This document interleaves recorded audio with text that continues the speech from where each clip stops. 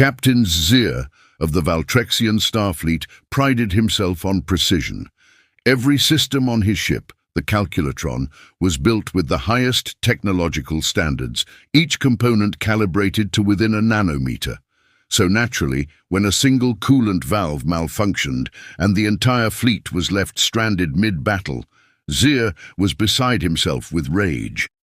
"We have analyzed the problem 1,000 times," Engineer Yiktok exclaimed, his 12 fingers trembling over a glowing display of graphs and equations. "It defies all logic. The quantum plasma reverse flow regulator refuses to engage despite flawless diagnostics." That's when Ned Trousers, a retired human mechanic who had somehow ended up on board due to a series of bureaucratic misunderstandings, shuffled into the room. He was still wearing his grease-stained overalls, sipping a cup of coffee from a mug that read, "If it ain't broke, don't fix it. If it is, hit it with a wrench." "What's the hold-up, lads?" Ned drawled. "The system is in catastrophic failure," Yiktok wailed. Ned peered at the blinking control panel, then at the massive glowing conduit that was supposed to keep the fleet operational. He squinted. "Well, there's your problem," he muttered, pulling a rusted wrench from his belt. "What are you—" "No, stop!" Zier gasped as Ned swung the wrench in a mighty arc and bang! Struck the conduit.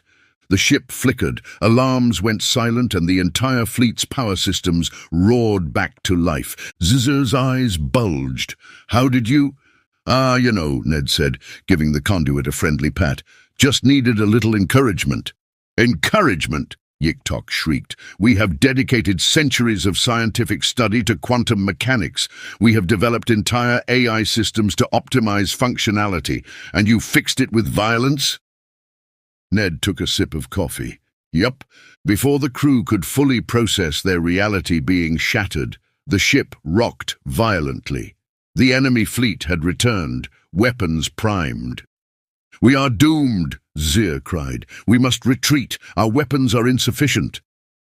But Ned had a different plan. "Hold my coffee," he said, shoving his mug at Yiktok. Striding to the airlock, he donned a battered old spacesuit, grabbed a bucket of nails, and floated out into the void. What is he doing?" Zier whispered in horror. Ned adjusted his helmet and muttered, "All right, boys, time to get you nailed to a board." Then, with expert precision, he took handfuls of nails and threw them into space. Zier, Yiktok, and the entire bridge crew watched in stunned silence as the nails, now propelled at high velocity, shredded through the enemy fleet like interstellar shrapnel. Ships exploded, systems shorted out, and within minutes, the once unstoppable enemy armada was reduced to floating debris. Ned drifted back, landing smoothly in the airlock.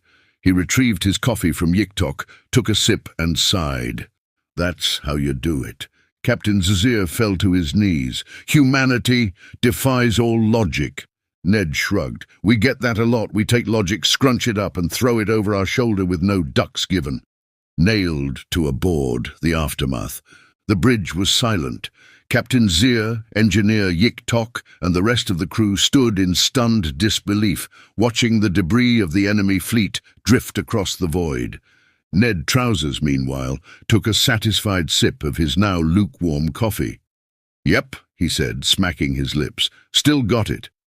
Zier finally managed to form words. "You just obliterated an entire fleet with nails." "Yup," Ned said, shaking the nearly empty bucket. "Darn useful things, nails. Never leave home without 'em." But how?" Yiktok wailed. "That shouldn't even be possible. The nails should have drifted aimlessly in space. They should not have accelerated. They should not have—" "Oh, I gave 'em a good spin first," Ned interrupted. "Bit of a flick of the wrist, you know. Add some oomph." Yiktok's eye stalks twitched. "Oomph? That's not physics." Ned shrugged. "Ain't not physics either."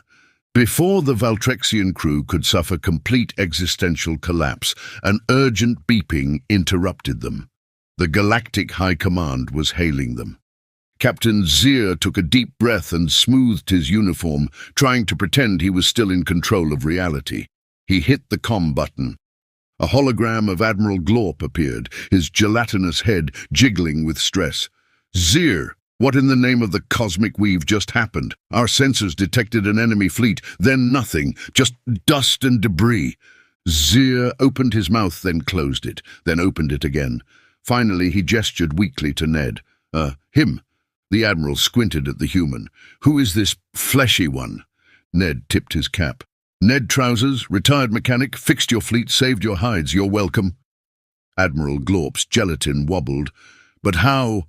"Well, first, I whacked the coolant valve." "You what?" "And then I went out with my bucket of nails and, took care of business." Admiral Glorp stared. Then he turned slowly to Zir. "Are you telling me that after centuries of advanced warfare tactics, decades of high-energy plasma research, and thousands of hours of strategic simulations, the most effective weapon we've encountered is a wrench and some nails?" Zir gulped. "It would appear so, sir." Silence, and then the Admiral sighed. "Deploy the human engineers." Zir blinked. "You mean—" "Yes," Glorp said wearily. "From now on, all starships shall be issued one standard-issue bucket of nails and a— He closed his many eyes in resignation. "An emergency percussive adjustment tool." Ned grinned. "You mean a wrench?" Glorp groaned. "Yes, a wrench." Ned patted his trusty tool. "Good choice, mate." As the transmission ended, Yiktok slumped to the floor, muttering to himself in disbelief. "I have studied engineering for 300 years. 300. And this is what wins wars." Ned clapped him on the back. "Cheer up, lad. Stick with me, and I'll show you the magic of duct tape next." Yiktok whimpered. Captain Zir simply stared into the void, questioning everything he'd ever known.